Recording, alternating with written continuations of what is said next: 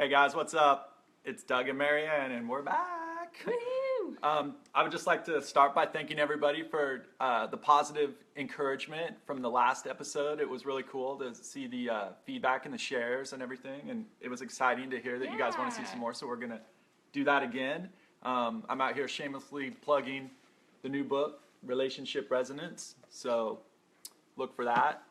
And I guess today what we're going to do is follow up with the last topic, which was encouragement, and we're going to talk a little bit about the other side of the coin, discouragement, and how to overcome that. So we know that encouragement leads to success and Right. positive things in your relationships, and discouragement can therefore lead to failure, not even wanting to try, and things of that nature. Right. What do you think about discouragement? I think that I have to really work on not discouraging myself. One of the ways that I discourage myself is I'm a real perfectionist, and so if I don't think that I can do something perfect, sometimes I just don't want to try at all. And so I have to remind myself to try new things, even if that means that I will fail. And that's how I have learned. I mean, I am a photographer, and I had to fail a lot of times to learn new techniques. And so it actually got me where I am today to fail. So you definitely can't be afraid to fail. Right. And a lot of times, like you're saying, so it seems like in the world, a lot of people will either just straight up tell you, hey, you're going to fail, or you're Right. no good, or this wasn't any good. And so one way you can be discouraged is allowing that to come into your psyche to begin with. Right. So a technician I work with, Sarah, she'll just flat say, I don't receive that. And she will just stop it from coming in. If somebody tries to bring some discouragement her way, she'll just say, I don't receive that, and she's not going to let it in. So that's one strategy. But a lot of times we do let it in, and it kind of resonates in our mind for a long time, and we start to kind of create this own negative language of our own. So just a quick review. So encouragement is praise and compliments, gratitude, and positive language. Positive language. So Don't sneak up on me like that. gotta make sure you're paying attention. All right, so the negative language is the opposite of that. And a lot of times we let this negative language come into our brain and create failure and discouragement. So I'm super guilty of this. I'm probably one of the world's worst at discouraging myself. And this came to light as we picked up our running. Now that the kids are back in school, Right. woohoo, Yeah. we can run again during the day. And so what was it like on some of those first runs with my discouraging self-talk? So I like to set, like when I go run, I usually try to set two goals. So my first goal is something like I'm going to run 3 miles, and I'm going to run the whole time. And then my second goal would be She always something. does it.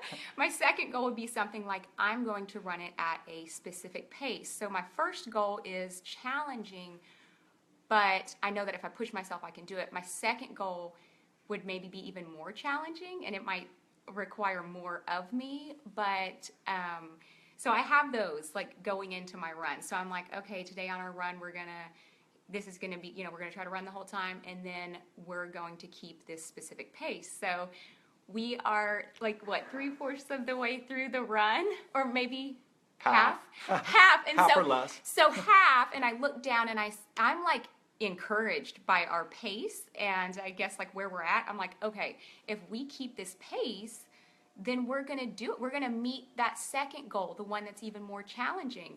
And he's like, well, that's not happening. I'm done. We're throwing in the towel right here.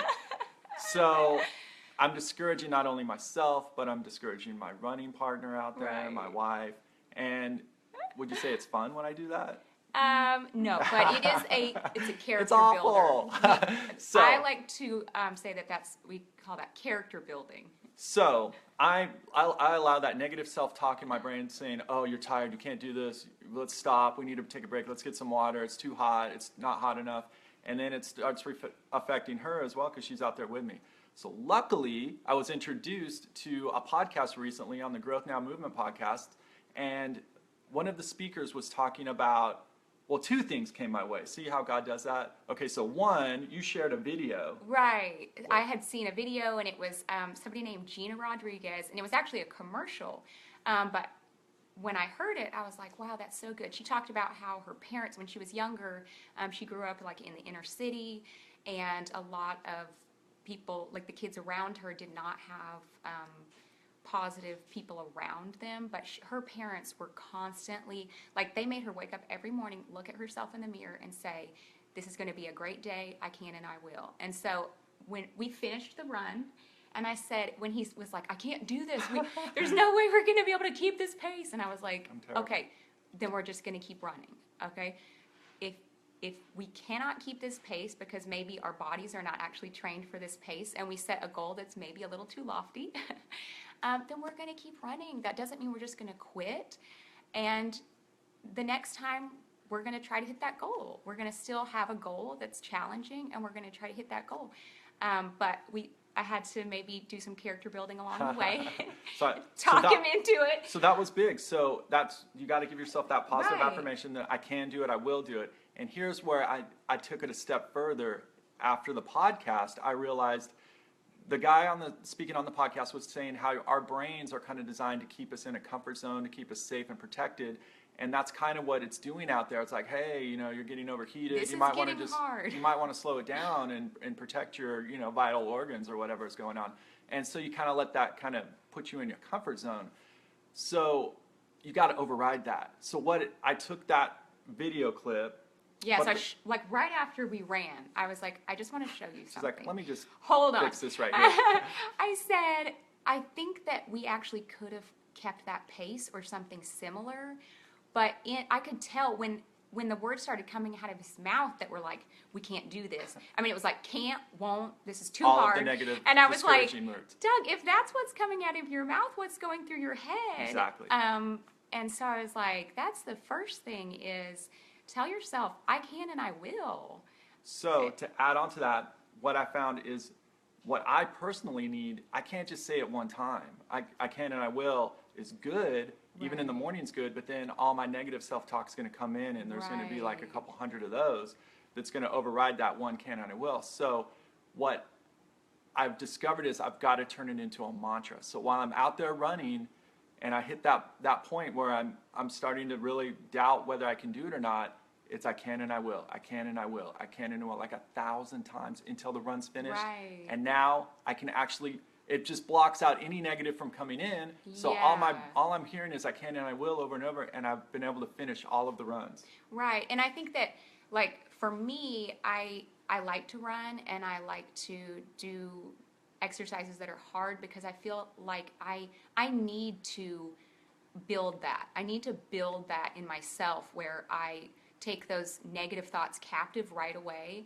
And so if I do things like running and I get into this habit of taking a negative thought captive, as soon as it comes my way, as soon as I feel like this is too hard and I can't, then I take that and I say, okay, well, that's negative. Like I'm defeating, like, I came up with this goal and now I'm coming up with this, I'm discouraging myself. And so that's what I was like, you know what? Okay, here's what we need to do. Okay, first off, watch this video. Thank you. And second, on our next run, like, if it gets hard, start hitting that mantra, and it's working for me. And it puts everything in it makes sense. We do have the power to control our thoughts. So if it's 1,000 times in a row, or if it's one in a row, find what works for you. Go out there. Don't let that negative talk come into you. Don't receive it like Sarah. Right. And when you start to see that yourself with your own negative self-talk, control that and just start replacing it with positive talk. Right. And it's going to have a powerful benefit on not only yourself but your relationships and your results. You're going to earn, and you're going to create that relationship-driven success. Yes.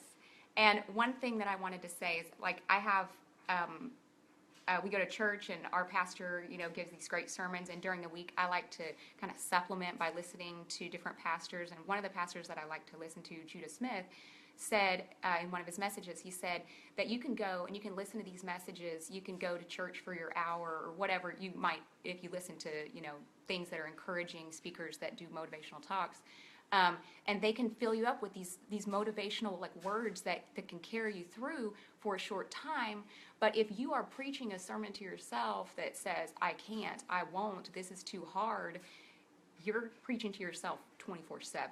And so that 1 hour, at church, or that this video, however long this video is, if you listen to it and you're like, okay, this is good, but then you start into a pattern of the negative self-talk, that you have to just get it captive. Right. Good. So that's it, guys. Tip of the day, tip of the week, positive language for Right. others, and most importantly, for yourself. Yes. Thanks, guys.